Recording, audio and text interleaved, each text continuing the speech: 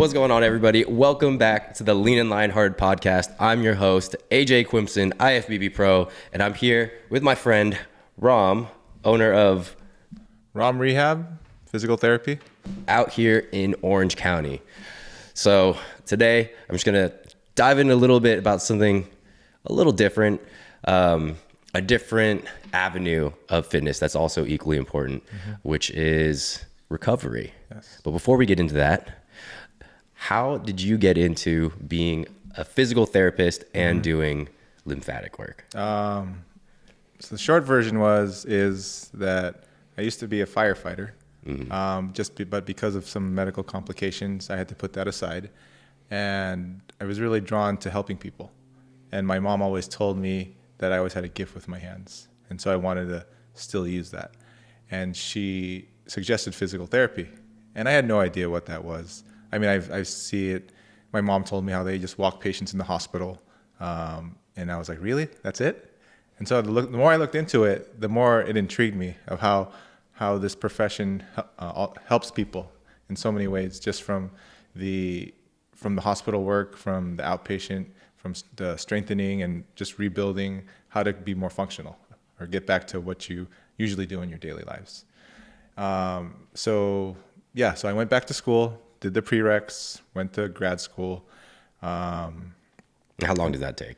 And so for PT school, it's not a normal doctorate school where you have to do the 7 years of postgrad. It was just a 3-year program. And so you do your 4-year undergrad, and then after that, it's a 3-year program. And then from there, yeah. Okay. Yeah. Are you a school person? Do you like school? I struggled. It's not I'm good with the hands-on stuff, but when it came to the books and the test, I wasn't the best test taker.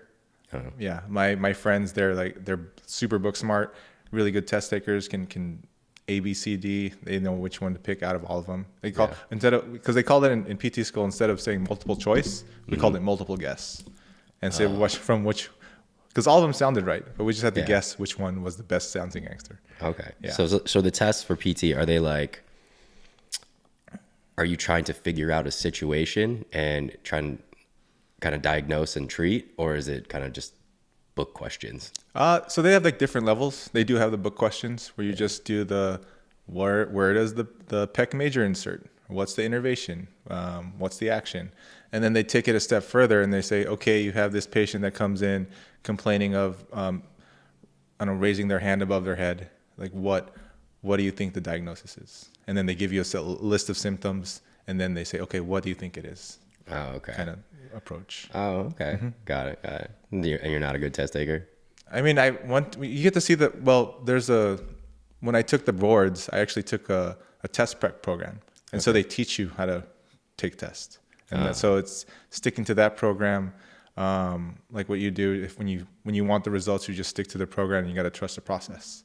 So it's the same thing with PT school, and that test prep program is where it sounded weird at first, but then they just said stick to the program, and you'll get the results. So I did, and I passed on the first try. Thank God. Okay. Okay, so you passed. Yeah. That's funny. Yeah, my wife hates that I'm a good test taker, kind of naturally. I just use like process of elimination. Yeah. But I don't study ever. So when I was in Cal, she also decided that she wanted to try being a nurse. Yeah. So she left her corporate job. She was going back to do like prereqs, like anatomy, physiology, stuff like that. And she was bombing like all the tests. Yeah. She's like a study group kind of person. And I was like I'll open the textbook the night before the test for the first time. I hate those people. You're one of them. Yeah, so I would open the textbook like the night before, and I'd tell myself I'm going to pull an all-nighter. And when you don't read, trying to study and read is actually kind of difficult. Yes. Because you're not used to it, like just keeping your attention there. So I would be trying to read, and I was like, okay, you know what? I got 10 chapters to read. I have 15 hours. That means I need to read about a page every 3 minutes. That's totally doable. Yeah. And then all of a sudden I've been staring at the same page for like an hour. I'm like, okay, all right, a little bit faster now. A little bit faster. Pick up the pace. And then I was like, you know what? I'm just going to skim all of this, and I'm going to try and remember the things that I think they want me to remember. Yeah, and that's usually how. Yeah, and that was pretty much it. And then I would come back with, I'd be so stressed, and then I'd take the test, and she's like, "What'd you get?" a B plus. She's like, I fucking hate you. Yeah, I know, right? And she's like going to study group Yeah. and, getting, individual lessons with like the teteacher and stuff like that. Making the test index cards. And Yeah. She's that kind of person. And she's like getting like a C. Yeah. So it's funny, like, you're a bad test taker, but you nailed it first try. Yeah. So, So how long have you been a physical therapist for?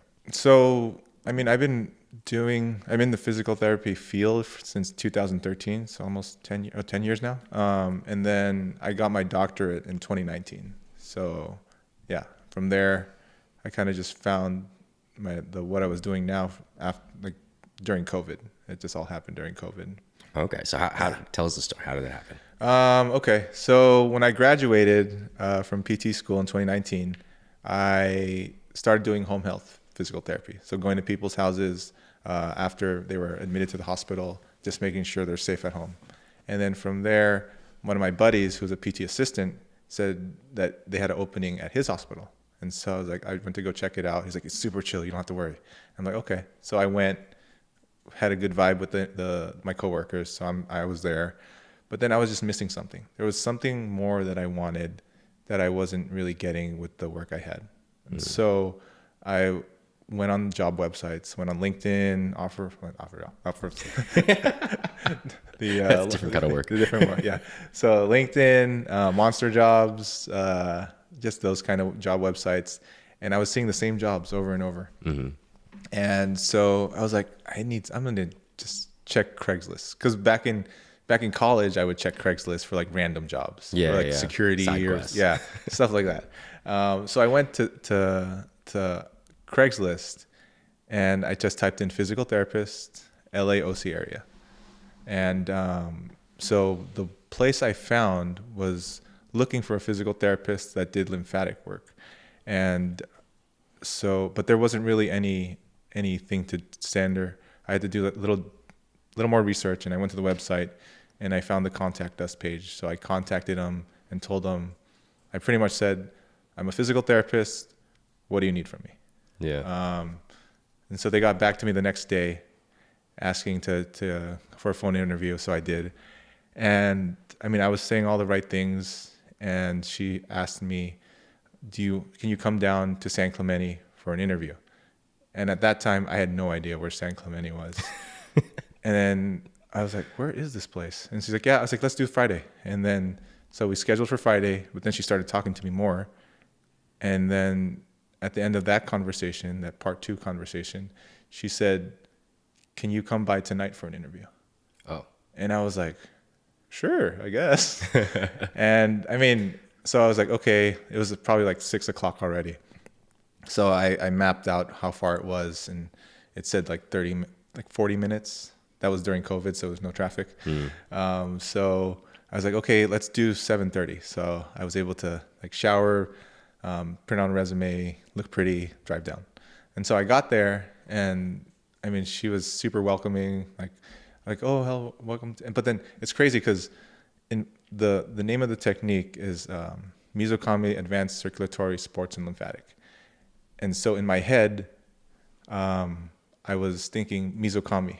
This lady that's talking to me is Japanese, or of Japanese descent. Mm-hmm. And when she comes out, it was this blonde lady. I was like, what's going on? Is there a camera here? What's going on? But she's actually Colombian, so that's why. And she married a Japanese guy. Oh, okay. So that's where the Mizokami right. comes into play. But yeah, when I went in there, she was like, she's just talking to me like, oh, this is where you'll be working. This is the team. This would be your room. She was talking to me like I already had the job. Oh, okay. And I was like, oh, wow. I was like, because when she showed me all of that and I met the team, she's like, how do you feel? And I was like, well, out of 0 to 10, I'm like at a 7. And she's like, why do you say 7? I was like, well, this is all new to me, so I'm just kind of iffy. But then also the drive, because it was like 50 miles back, 50 miles one way, and then 50 miles back. So it was a lot of driving. Yeah. But so that was Wednesday, or she said that was Wednesday. And then she told me, just let me know by Friday, like what you're deciding to do. And so that next day I was talking to my colleagues, talking to my girlfriend, and I said, you should do it. This sounds like a good opportunity. So I was like, yeah, sure. So I let her know Friday that I wanted to work. And then Monday, she trained me with the technique. And then Tuesday, or at the end of Monday, she's like, "You got it." And like, "What do I got?" And then she's like, "You've got like the moves down." So she gave me a patient the next day. Wow. And then from there, that's where I kind of just built upon the technique that she taught me, and just helping people from there. Wow. Yeah. That's pretty crazy. Yeah. So did you feel prepared after that one day? I mean, no. I mean, I had the basics down, but her technique is so unique. And so it helps so many people in so many ways. It's just, there's so many ways you can kind of help people, because the way the body responds to the human touch differs from person to person. Mm-hmm. And then from there, you can actually like evaluate how to proceed with the treatment. Mm-hmm. So that's like next level stuff that I'm still working on. But like when it's like magic when she works. Like she'll find places that are like people can't move their arm because it's inflamed, and then she'll work on like the shoulder and then go back to the arm, and then she'll go to like the other shoulder and then go back up and down the back just to check there, and then she'll check for the redness, and then she'll go back to the shoulder, and it's like a whole process, just slowly until all the inflammation disappears, and then they're able to like move better. Oh. Yeah, it's next level stuff. Nothing I learned in PT school.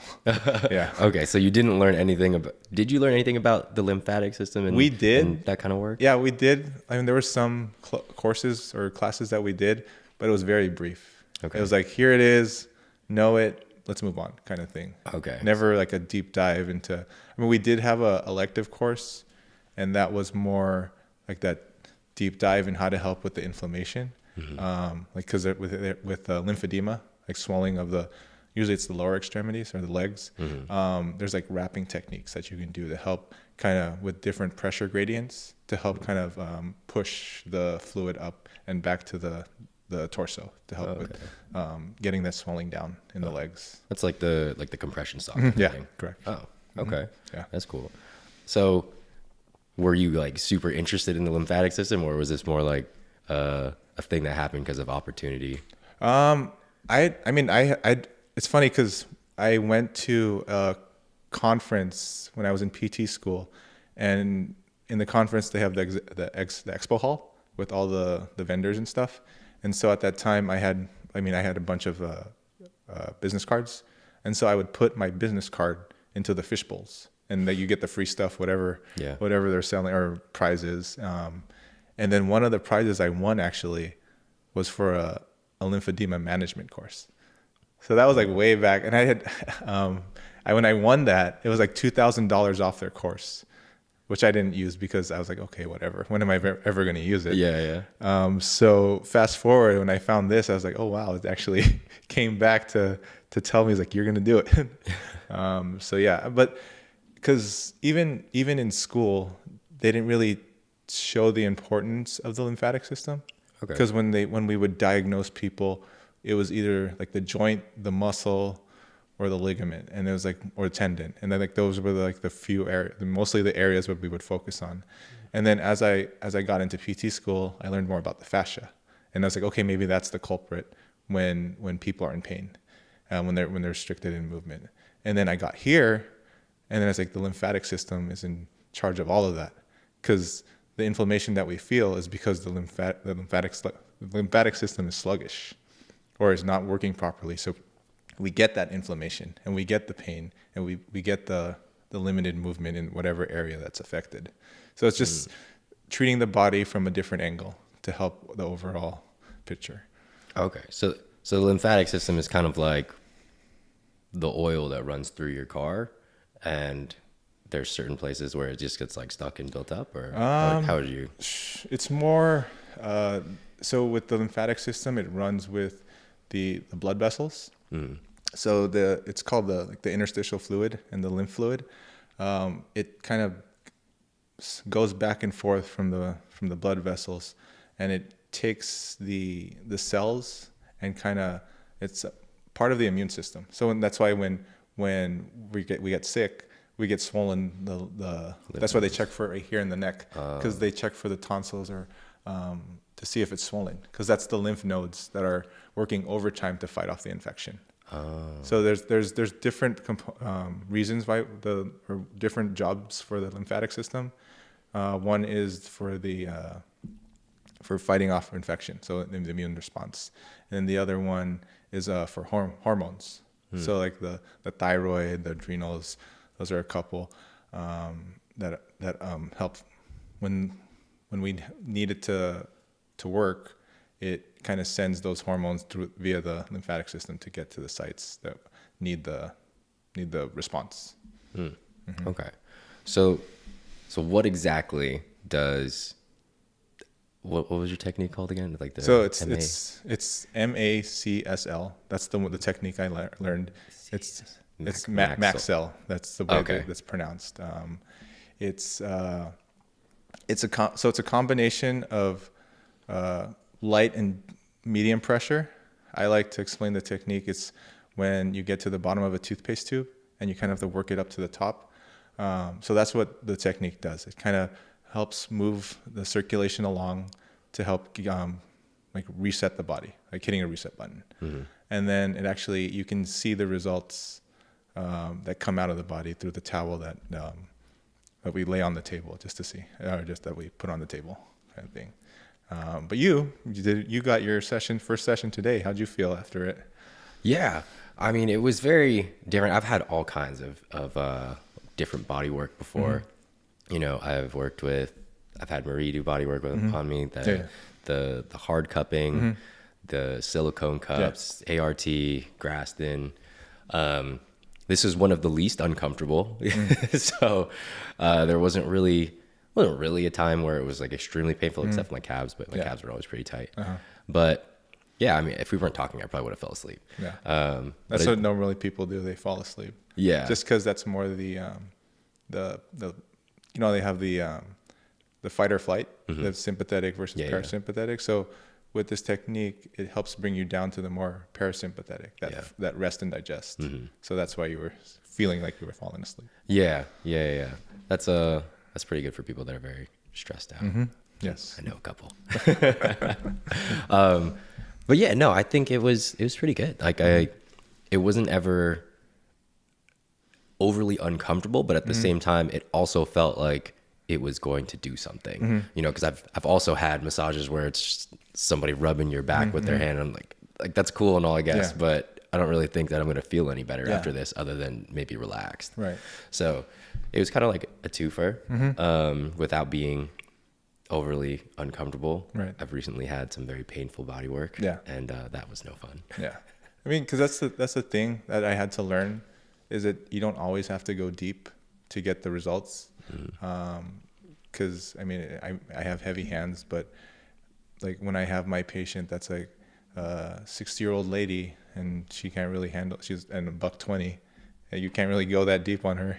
So I have to like adjust my pressure game to help get the same results, but not put them in too much discomfort. So I learned that over time. Okay. So is that something you're thinking about like while you're working on people, or do you think about it in retrospect? That's another thing, is the intention behind the technique is very like methodical with what we're trying to do, what we're trying to help. Because I mean, like you said, they're just helping you feel relaxed. But then it's what you're doing, really thinking about each movement that you do, each stroke. Like what am I trying to do? What am I seeing? What am I feeling? And just putting that all together and see how the patient responds to it, kind of thing. That's interesting. Yeah, because like I'm just trying to imagine. I do this weird thing whenever I get body work done or massages. Like I just like am picturing, what if I was doing this? What does this look like? Or I do what the would I same be thing. thinking? Yeah. Which also ends up with me being pretty decent at massage. So like I give my wife a massage, and then she's like, "This is pretty good. Can you give me another one?" No. I'm so tired. This is not my job. I'll pay somebody. yeah, basically. But yeah, I'm just trying to think like how are you gauging whether or not you're going too hard in the moment? Because like you're probably not talking to everyone, I would assume. Right. Yeah. I mean, during the session. It's just the way, I mean, you can feel if it's too, like when the body tenses up, that when they start guarding. Yeah, when they start guarding. Yeah. So it kind of happens or sometimes, I mean, they tell me it's like too much. I'm like, oh, okay, that's a good indicator. Or they flinch, they do like the guarding thing again, or they kind of just move away, and it's like, okay, that's too much. But if you get like really, really good at it, you can kind of get deeper and then kind of play with how much they can tolerate. Yeah. And kind of like that fine line of the pain and treatment kind of thing. Yeah. So that's where I kind of play with a lot of times, just trying to see what they can hold or what they can withstand. Yeah, it's funny you say that, because some of the body work that I've gotten, the one that allowed them to do the most work was just, I have a pretty high pain tolerance for body work, but if you just try and go hard right off the bat initially, it's like you can't help but guard. But if someone makes you like relax and chill out, and they're kind of just like warming up, and then they're like, okay, I'm gonna do a pass. Right. It's way easier to kind of let that happen. Is that kind of like what you're talking about? Yeah, to that also. So when you do the work, it's kind of building up to that tolerance. But then also because a lot of times people they don't know you. So they have to understand like what you're doing, and so there's that level of trust that you have to build with each patient, to see what they can tolerate. Okay, so are most of your patients or your clients, have they already had lymphatic massages before, or are you kind of like their first time? I mean, each person's. I mean, they do. Sometimes people do have lymphatic massage, but it's the more traditional, kind of light touch, feathering, kind of just slow, kind of light all over the body. And then when they come in here, there's like, that was not what I was expecting. I mean, we explain to them the technique and what's going to happen, but sometimes they're just blown away of like, oh, how much detail that you put into the work. And so it's just next level kind of body work. So how do people end up going to you for a lymphatic massage? Do they go because they're expecting something that they've already had? Or? A lot of times because of what Sylvia, the owner, has done over the years. She's been helping a lot of people actually with like cancer, autoimmune. Because a lot of autoimmune is because the hormones aren't working properly. So with this technique, it helps kind of stimulate the glands and the hormones to kind of stimulate whatever response they're looking for. I mean, we get a lot of post-op care because after surgery, the body's inflamed, trying to make sense of the trauma, the controlled trauma that just happened. And so they have that like when you get a cut. So you get the inflammation, the redness and stuff. So even with surgery, you still get the same response. So with this technique, it kind of helps stimulate and help kind of speed up the healing process. Okay. But even before surgery, it's good to come in, because you want to, just like a competition or a sporting event, you want to prep to be at peak condition for that event. So same thing, you want to do that before a surgery to help get your body in the right mindset, right body condition before, and afterwards it's just that the speeding or the healing is that much better. Oh, it's interesting. So before, does being less inflamed help with the surgery? Or does it just speed up the recovery process afterwards? I mean, from what my clients tell me, they just feel like the surgery goes a lot smoother. Because I guess the body, I mean, from what they tell me, because they get one procedure done, and then there's a lot of cosmetic surgery in the OC. So a lot of them are cosmetic surgery. But when they get this work done before, they can feel the difference, that they don't feel that inflammation afterwards. Yeah. Oh, that's pretty. I mean, I guess they would probably have to have a lot of surgeries to be able to have something to compare that to. It's the OC. Yeah. Okay. Oh, those kind of surgeries. That's cool. Yeah. So, what would you say is the biggest benefit, or like the main benefit of getting this type of recovery work done over maybe something else? Or what type of person would benefit the most? Let's say they're not getting surgery. Like, what would be the benefit of doing this type of work versus, Graston, ART, other stuff? Well, I mean, with those kind of techniques, the Graston and ART, cupping. It's really just focusing on one specific area of the body. With this technique, we focus on the whole person. With the 90-minute session, usually that's the minimum. We focus on the whole body. We want to open up everything, and then from there, kind of just help facilitate or move things along to help the overall, I guess, performance or energy level. Because a lot of times people come in when they notice they have lymphatic problems or anything associated with the lymphatic system. It's more their fatigue, their low energy, the brain fog, like sensitive areas to touch. Those are like the things that kind of tell you, or you want to pay attention to, that maybe there's something else going on. And you've tried like going to the doctor and getting your prescription or something, and it's still not helping. So maybe it's that other side of the body that you're not really paying attention to, that needs I call it like hitting the reset button, or So. Okay, so in like a nerdy analogy, it would be kind of like the way your energy flows. Yes, the chi. Yeah, the chi, the chakra, that kind of stuff. Yeah, I mean, the Eastern medicine, they call it the chi. I think Western calls it lymphatic. It kind of the same energy feel kind of thing. So is that also what like acupuncture is like? Because isn't that? Well, it just depends what kind. I mean, there's like with acupuncturists, they go off like the meridians in the body. That's like the cheese and the flow. And then there's the Western kind of dry needling, which is a different one where it focuses more on like the muscle tension. Yeah. It's like a flossing of the fascia with the needle. That's like as it catches, and then you kind of like turn it and kind of pull back and forth to kind of floss the fascia and create that lubrication in that area. Sounds horrible. It's not that I don't know. A needle just going in and out of my muscle. Yeah. That sounds terrible. Yeah. But it also makes sense. Mm-hmm. Okay. So, what would be, I guess, the main, who do you like working with the most for this type of modality?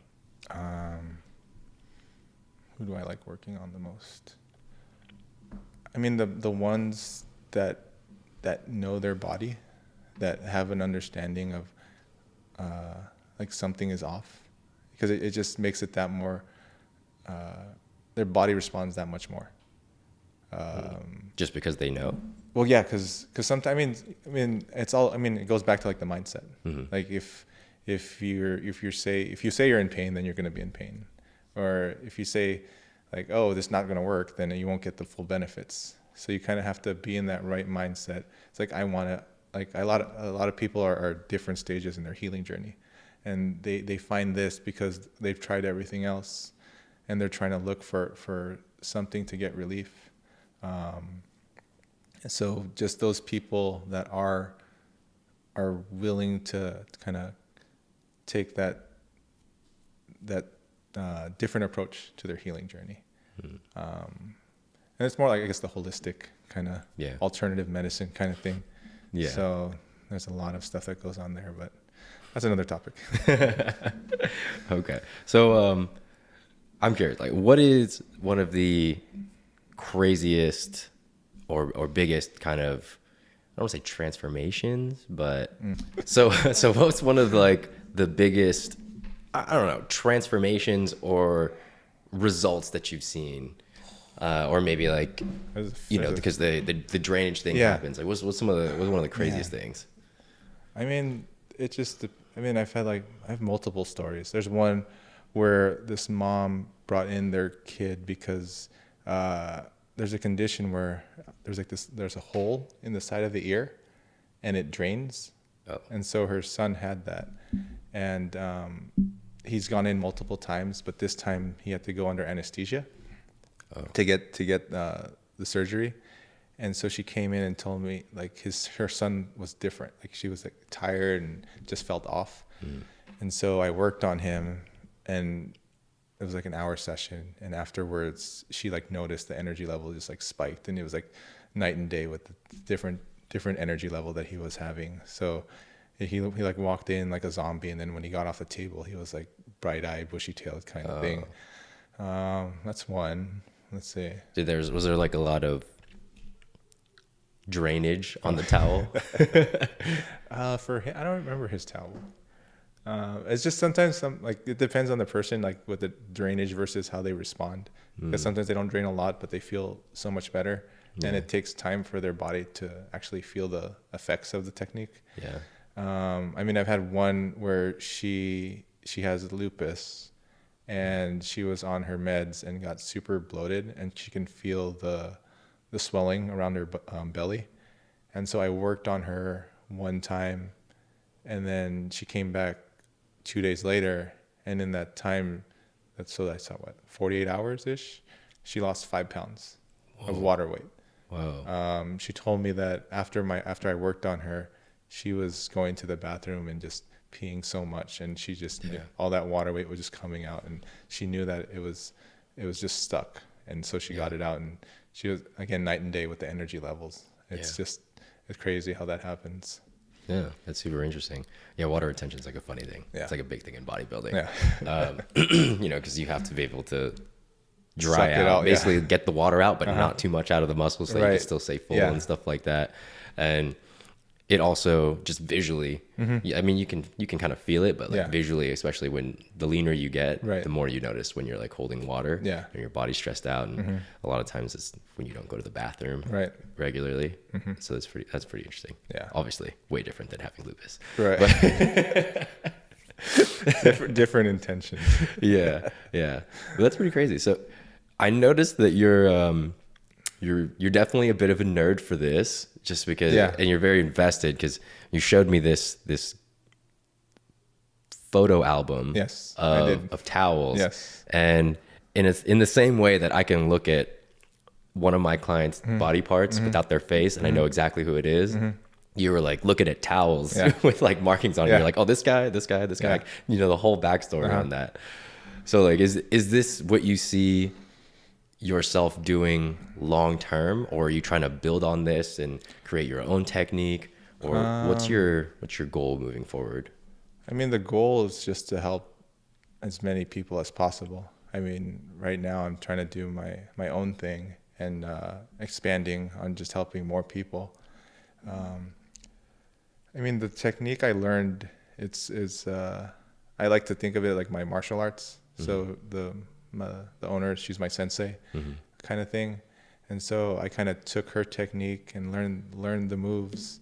But then because we're all different, we also have a different spin on how we perform the technique.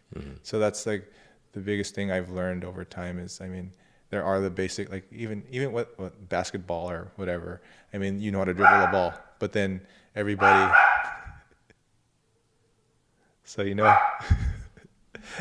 how to dribble a ball. And I mean, like if you compare like Kobe versus Iverson, they're both dribbling a ball, but they all both have the different style to it. Yeah. Kind of thing. So. Okay. So are you trying to build off of it, or are you trying to just master what you're already doing? I mean, I still have a lot to learn. So mastering it is I guess the key thing to do. And then kind of just build from there. Okay. Yeah. Do you eventually want to have like your own technique that you name after yourself? No. Not I mean, really. I'm not, I don't need the Rom technique or whatever. I mean, because I mean, they say if it ain't broke, don't fix it. So what she does works. So I'll just stick to that and get the results that people are looking for, kind of thing. Okay. So you're more of a purist. Kind Yeah. of. Yeah. Because I know some people that they learn maybe cupping, and then they want to use Graston in combination with it, and then ART, and then other things, and they just try and combine everything so that they can tackle problems from like every which way. Right. Or you don't see yourself doing that, as opposed to like maybe just being very focused on doing one thing really, really well. I mean, with the physical therapy background, or with it kind of, I have so many tools that I can use at my disposal as far as how I can help people. So I just kind of do what the patient asks of me. So being a servant to them and just helping them along their way in their healing journey. So it's just, again, whatever they bring to the table, I'll just kind of make the masterpiece from there, I guess. Okay. So since you're moving on into doing your own thing and making your own business, let's talk about that. All right. How do you feel about going on your own and starting a new business? Everybody kind of thinks these days that owning your own business is the most amazing thing ever. Oh, no. And it's great. But it has its moments. Yeah. How are you feeling? A little overwhelmed. It's a lot to take in because I've been working. I was there at the clinic for 3 years, and then I've been growing up. I mean, in college and stuff, I've always had W-2. So I mean, they take out the taxes and you kind of just get the paycheck and that's it. And then when you go on your own, you have to take out the taxes and you have to put the money aside. Yeah. And so and no one tells you how to do it either. So I mean, thank God my girlfriend, she's the financial savvy one. And she just tells me, it's like, oh, make sure you put aside 30%, put away 30% and don't touch it. And it's like, okay. So I look at how much I make, and then I take away the 30%, and then I put off my other expenses, and next thing I know, it's like 20% left. And I'm like, oh, okay. Yeah. And it's like, oh man. So I mean, but it's definitely a mind shift that I mean, and it's good to have that the community or just people that are in the same kind of journey as you that help you along the way with questions or just roadblocks that you experience. But yeah, no, it's a learn as you go kind of. I mean, you do follow the people that have paved the path and kind of go off what they do, but then it's still your journey, and you have to still go through the grind to get to that level of or greatness or whatever you're trying to achieve. The results, I guess. Did you originally, or when you were younger, did you see yourself someday moving into having your own business, or is this something that just kind of fell in your lap? I didn't even know I was going to be a doctor. I mean, I was the last person to think that I was going to be a doctor, because I mean, that was my mindset, was the firefighting. So I mean, God works in his mysterious ways. So when one door closes, another one opens, and I knew I wanted to help people. I just didn't know in what way or capacity. So yeah, this is just the way for me to help people, I guess. Okay. Yeah. So you said something interesting. You said a bunch of interesting things just there that I'm curious about. Yeah.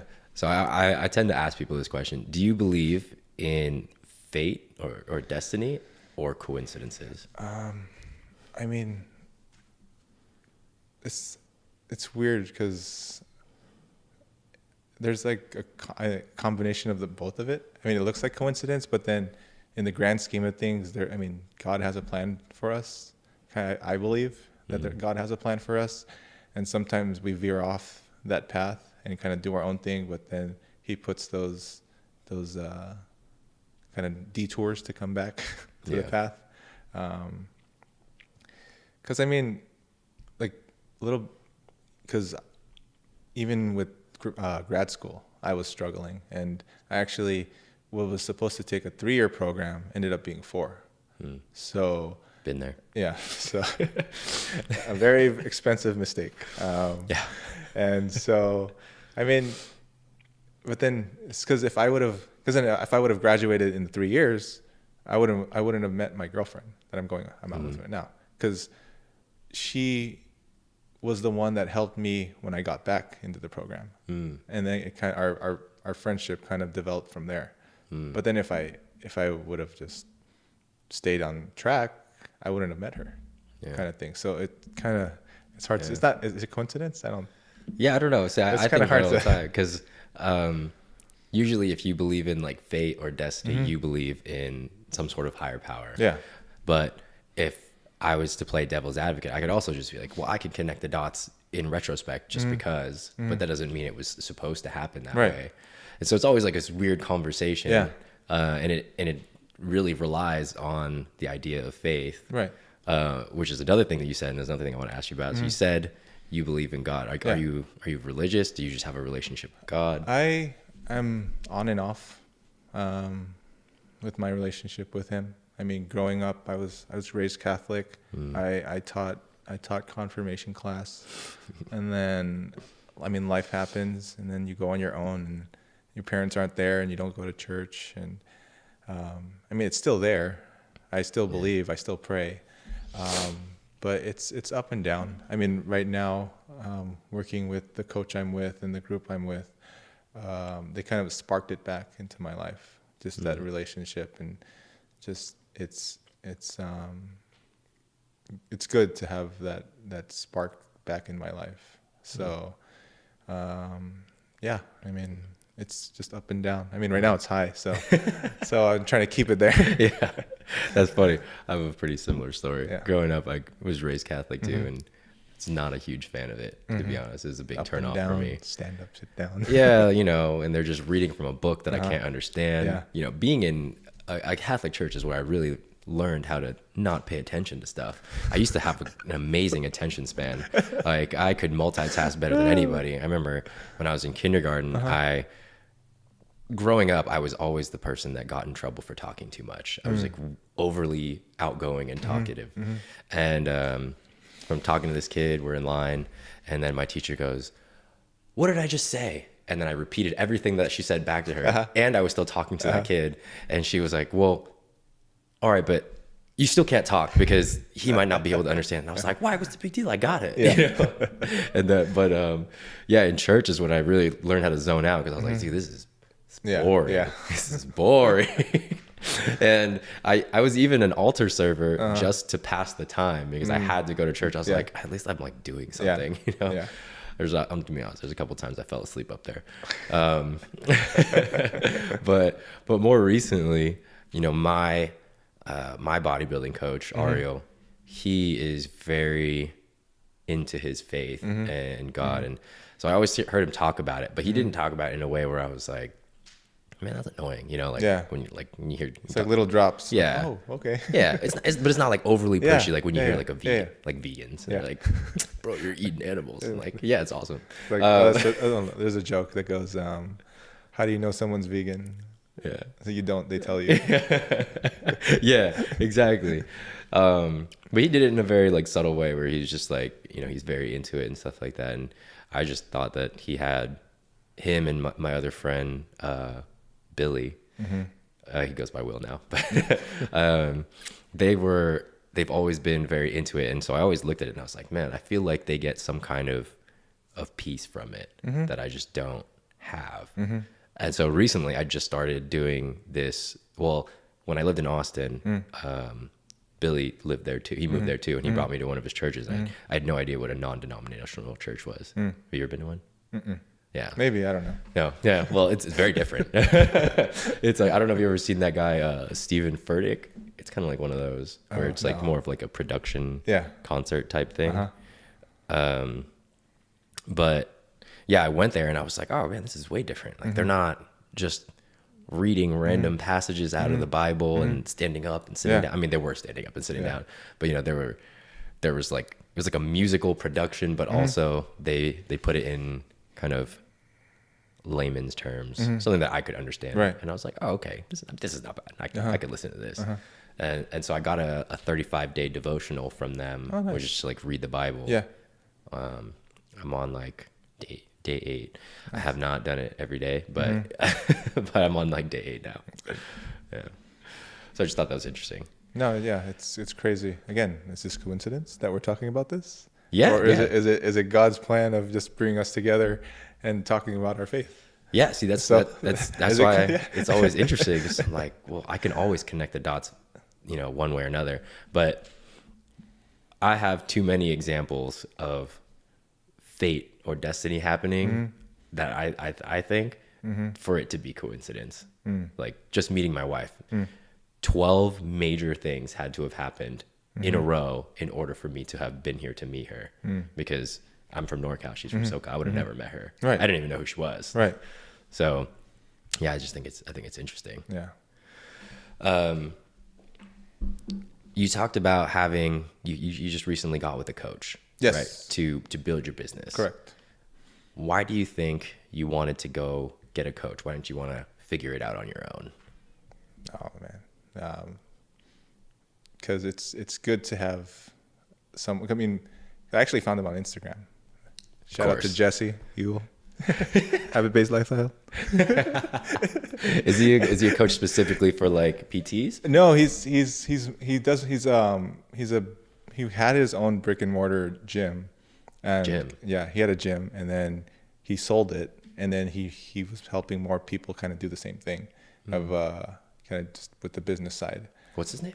Jesse Ewell, Ewell. No, I don't know. Yeah. He used to be a bodybuilder, like back in the day. Okay. It's funny because the group I'm with right now is a bunch of chiropractors, and I'm the only physical therapist in the group.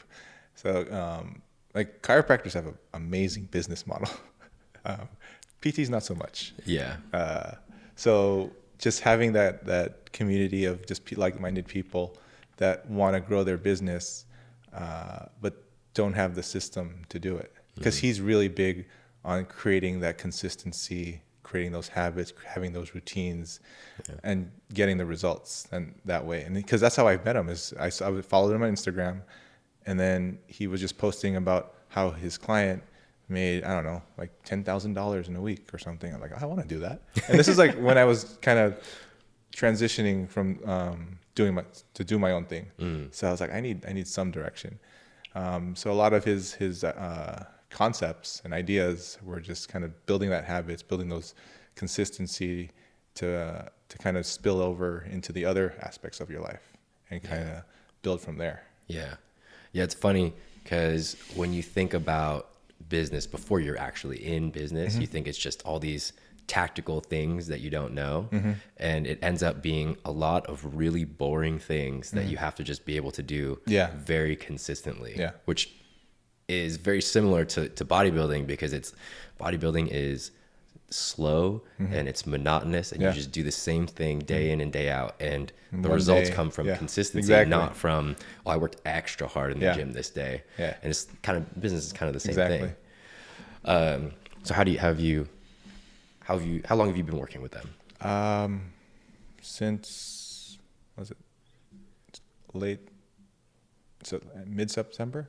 So like a month and a half. Yeah. Okay. But he has his program, and he has like his videos to watch, and then the group thing is just, and the consistency is just always there, because he had, like, when you first start, he'll say, okay, post on Facebook, and so he posts on Facebook every day, and then actually the engagement, which is another thing. Yeah. Oh my gosh, it's crazy. He'll even get on me and say, oh, I saw that someone posted 2 days ago, you didn't respond. It's like, get on that. I'm like, oh, okay. That's cool. He's pretty on top of it. Because I mean, that's his job, is to make sure that you stay on task to get the results. And it's like a big brother kind of thing. Yeah. To kind of just like, oh, did you do that? He's like, oh yeah, I forgot to do that. Or even like just like with bodybuilding, a coach, just, oh, get one more rep.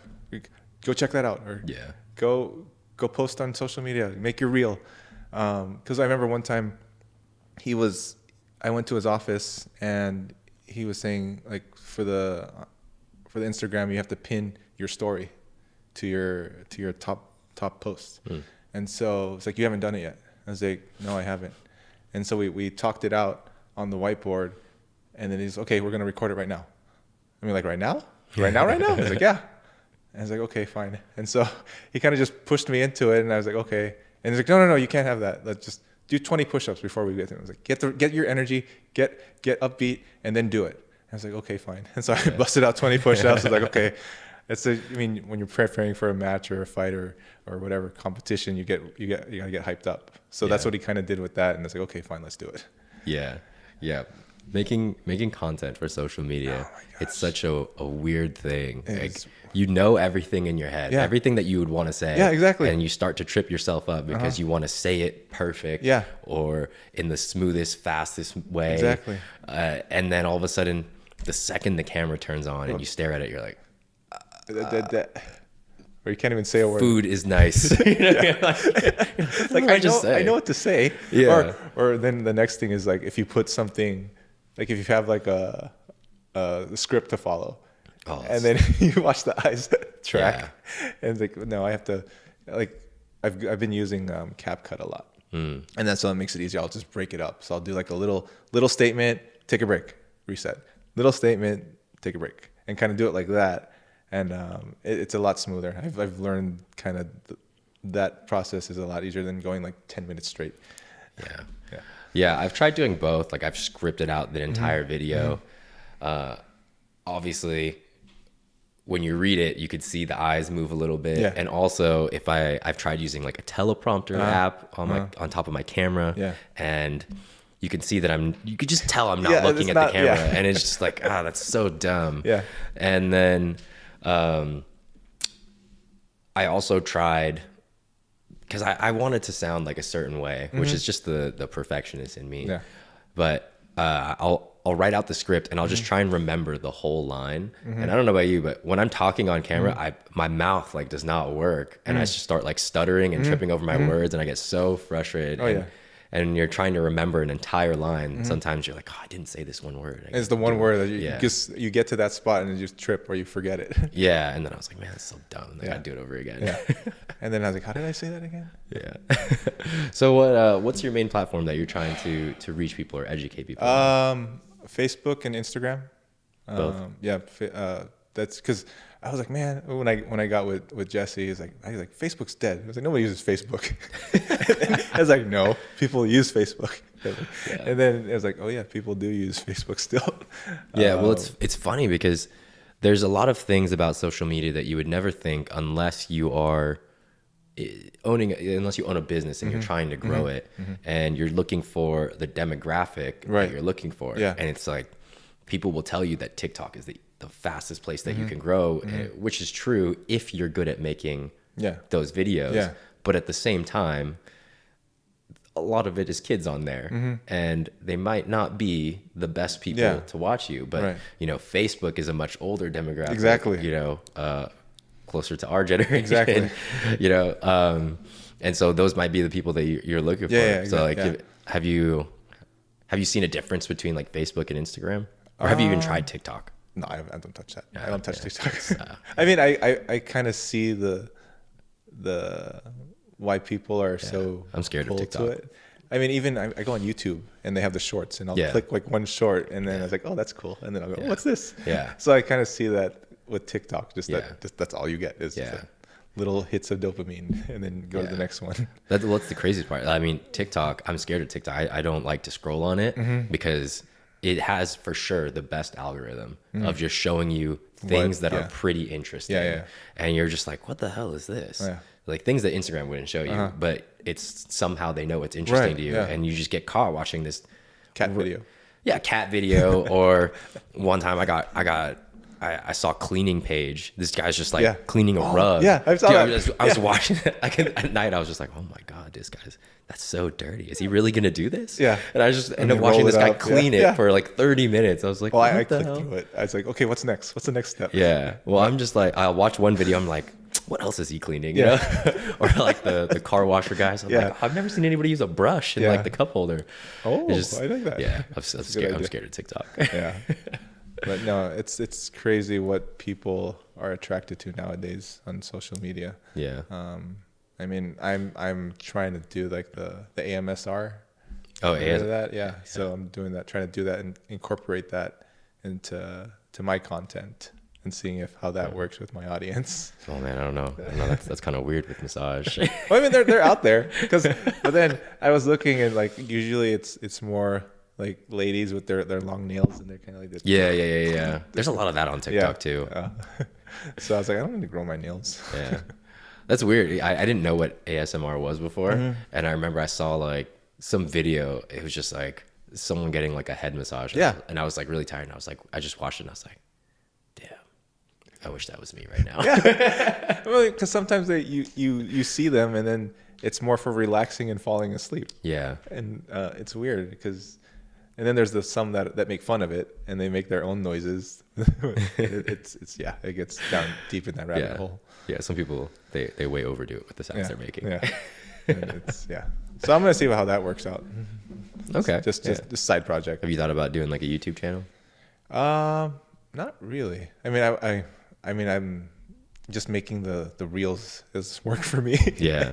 Well, because I follow some of these chiropractor guys, and I mean, you might follow him too. He's like, this guy is like Dr. Tubio or something like that. I think I know that one. But he was usually based out of Houston the first time I saw him, and then all of a sudden I saw he does like pop-ups here in like Costa Mesa, and I was just, you know, he has these videos where he's like, I cracked this guy's neck, and he hasn't been able to turn his neck for like 10 years. And I was like, damn, that's super interesting. Yeah. I don't know, maybe that would be interesting. It's a lot of work to make YouTube videos, though, to be honest. So that's why I think I like the quick and smooth kind of just done and not have to edit the whole thing. Yeah. The editing does take quite a long time. It's crazy. So just to finish this off, I'm just going to ask you for your opinion on a couple different things. Okay. What is your opinion on participation trophies? They are making our society soft. What do you mean? I mean, if you show up and you get a trophy for showing up, it's kind of like, okay, what if everybody gets a participation trophy and the first place gets like one that's like a little bit bigger? It's like, why did I work so hard if everybody kind of got something out of it? I mean, like I don't have kids yet, but if my kids got a participation trophy, I'd be like, no, don't. That's no, we're not putting that up. Yeah. We're not putting that up. Refuse it. Yeah. Like, does it say 1, 2, or 3? And then no, it's not. It's not going on your mantle.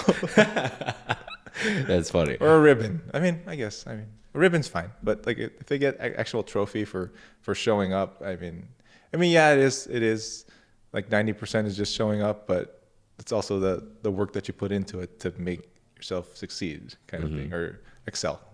Okay, that's interesting. Yeah, I had a participation trophy once from. How did that feel? Did you feel good about it? Honestly, when I was a little kid, I was like, "What the hell is this?" Exactly. I was like, "We didn't win anything." Exactly. I was like, "This is dumb." And so then you bring that into the real world, and you show up to work, and then you don't get your participation trophy, and then you don't work as hard because you don't get that or the fill of someone saying good job. Yeah, it's an interesting thing because I don't know. I mean, I never took it like that. I wasn't like, I deserve a trophy for being here. Maybe it's just like the competitive fire in me. But I guess some people, they're just like, oh, well, I just need to have a trophy for everything that I do. But I don't know. I just never saw it like that. Did you ever get any participation trophies? I grew up in a time where it was first, second, and third. Yeah. And if you lost, you lost. Better luck next time. Yeah, it was this weird thing because I got the trophy and I was like, that's dumb. We just lost the game. Yeah. I know that we lost the game. Yeah. We're not very good. Good job for losing. Yeah, I was like, what is this? But my parents, like, they put it up because they're like, oh, you got a trophy. Yeah. I mean, like for like running a marathon or a Spartan race or obstacle course race, there's it's you against yourself. Yeah. And the goal is to finish. Yeah. So that makes sense. Yeah. But like a Tough Mudder. Exactly. Yes. Yeah. But if it's a soccer game and you score no points and you're like, good job, you scored nothing, but here you go. Yeah. So on that note, do you think competitiveness is something that you're born with, or is it something that you are taught, or you learn through your experiences? Nature or nurture? Yeah. I mean, it is. I mean, it's more. It does. Your environment you grew up in kind of takes a part of it, because I mean, as like Asian parents, it's like, oh, you got to do good, get good grades. You can only study real hard to become a doctor, kind of thing. And so you have to get those good grades to get to a good school. So you didn't want to do it. Your parents told you to do it, kind of thing. But then sometimes but then when you grow up, you kind of lose the drive. Yeah. And then like for me, I think I was kind of like honestly, like in the past life, I thought I was like a warrior or something. So, I mean, I have that competitive aspect in me when I'm really like invested into an activity. Yeah. and I can go, like, I'll keep going. Even though if I lose, I'll come back and it's like, let's do it again. Yeah. I want to try again just to see if I can beat you. And then I'll lose. But I was like, no, let's one more time. And I'll keep going until I just win one time. And I'm like, okay. And then I move on. But I mean, I guess the environment does dictate how much competitiveness comes out of you, kind of thing. So I guess it's more nature. Okay. What do you think of morning routines? Do you have a morning routine? It's not consistent, but I mean, I'm getting back into it. I mean, I have like getting up out of bed, brushing my teeth. That's that's basic. Yeah. But no, I mean, I have my like mobility kind of thing when I get up out of bed, because I do. I mean, as we age, we kind of get stiff. So sure. I make sure I move my legs and move my ankles, and they click and clack, and then I'll drink my water. Like before I was drinking like a liter of water, so 32 ounces in the morning, because I mean, when you wake up from 8 hours of sleep, you haven't drank anything since, so you have to recharge your body with some hydration. And then like I'll get into, like, right now, because I'm training for a marathon. So I've been running in the morning, like at least 2 miles, just slowly building up the mileage. Have you ever run a marathon before? Yeah, I did it back in like 2010. I went through my running phase and did like 3 halves and 3 fulls in the span of a year. Oh, pass. Yeah. Have you heard of the ultras? No, this is it's like, this guy's like the Iron Cowboy or something like that. He did 100 triathlons. Oh, no, thank you. In 100 days. Oh gosh, no. Yeah. No, thank you. Yeah, I think one of the last. Yeah, so he did that. He also did 1 triathlon, 50 days in a row, in 50 different states. He traveled from state to state. So he would basically do it. Yeah. And then he'd be like traveling, like, sleeping, and then he'd wake up and he'd do it again. And I was just like, dude, that's crazy. I know, it's insane what you can put your body to, and the mind will follow. That's basically what he said. He was like, by the 20th day, I don't have toenails anymore. And I was like, ew, that's gross. Yeah. That's like, what's his name? Yeah. Goggins. Yeah, that guy is funny. I love his videos. Yeah. But, do it. You gotta burn the fucking boats. That's what my client did. It's like, what? I don't have a boat. But so kind of piggybacking off of the triathlon thing, like, what do you think of like cold tubs, or like the cold? Yeah. Oh yeah. I've done it a couple times.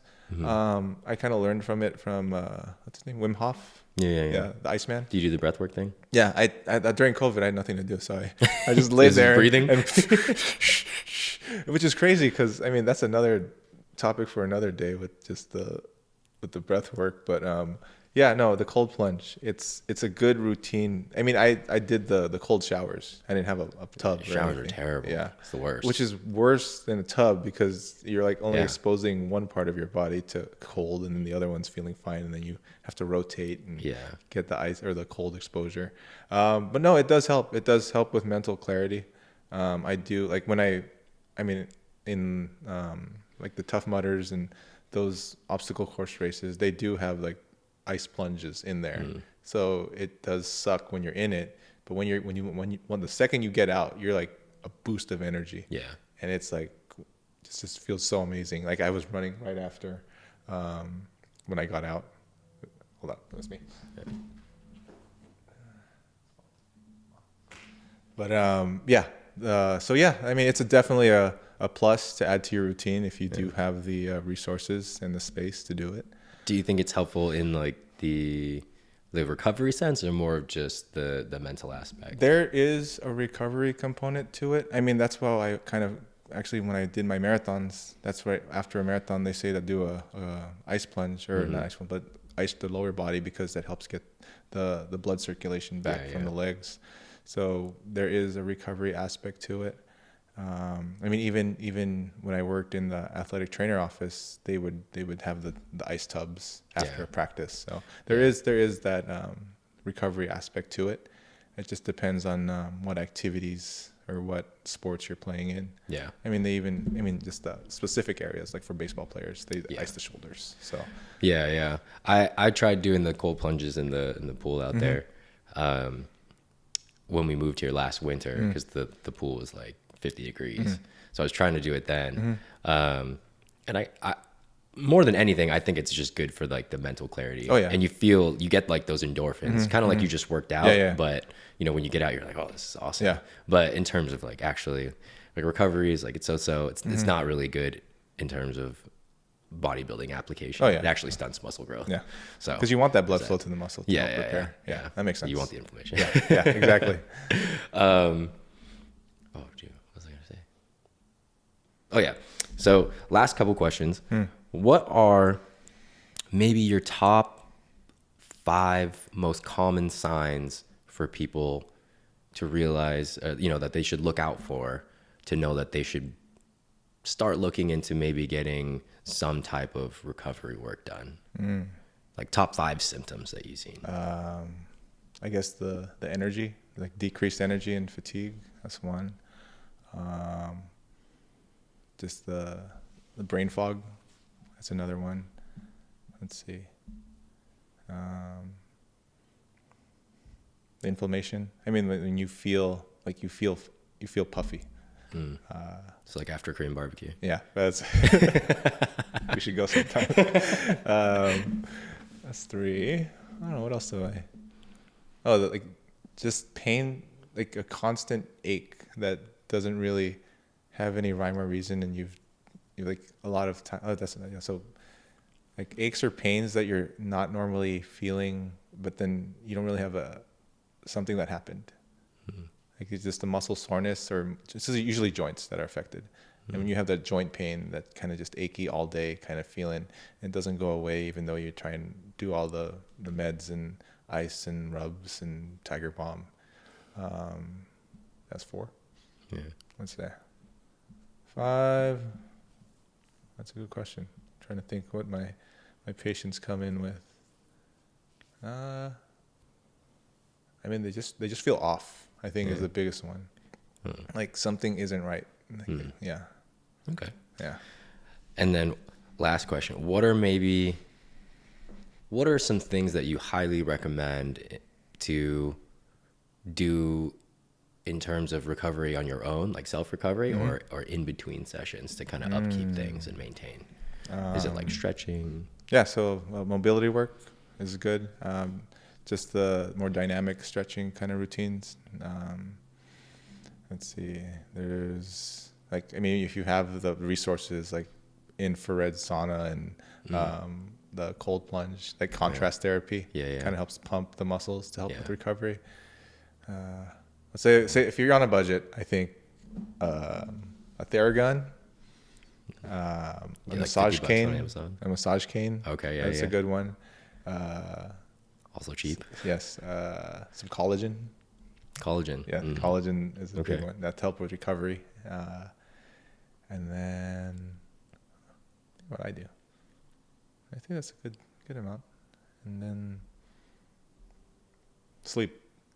Sleep is the biggest one. Sleep. Yeah. Sleep and stress management are for everybody in terms of your health, your fitness. If you want to lose weight, build muscle, anything, like stress and sleep are 2 of the biggest things that people have problems with, and people don't know that they're tied together. Yeah. Right. Like your cortisol is your stress hormone. Everybody kind of has heard of that, but it's also your wakefulness hormone. You need it to like wake up in the day. So as soon as you wake up, and your cortisol should be the highest it should be all day, and it should taper down across the day. Right. But if you're extremely stressed out, it's just still high at night. So cortisol and melatonin have like this inverse relationship where cortisol's highest in the morning, melatonin's lowest. Cortisol is highest in the morning, melatonin is lowest, and then they cross paths at the end of the day to where cortisol should be the lowest at the end of the day, and then melatonin should be highest. Right. But if you're stressed, your cortisol's still high, so that's when you get like that wired and tired kind of feeling, where your eyes want to close, but when you close them, they shoot back open, and then all of a sudden you don't sleep, and then the sleep stresses you out, and it's like this endless cycle of feeling like shit. Yeah, that's funny. But yeah, it's been a good conversation. Oh, yeah, no, I feel like definitely. I've learned a lot from you and about you. So tell the people, where can they find you, and yeah, let them know about you and your services. Yeah, just follow me on Instagram, Rom Rehab, ROM. Just remember range of motion. It works. Or if I'm gonna age myself, or if you know CD-ROM, yes, that's another way to remember it. But it's Rom Rehab 1212 on Instagram right now. I mean, I do have Facebook. It's right now it's just my name, Rom Baylon. That B as in boy, AYLON. But yeah, that's like what I'm doing right now. We'll see where this journey takes me. All right, cool. Well, if you're in the OC area, he travels, or you can meet up with him for a session, get your lymphs drained and all that stuff. But if you need some recovery work, if you're feeling off, stressed, tight, check him out. Yeah.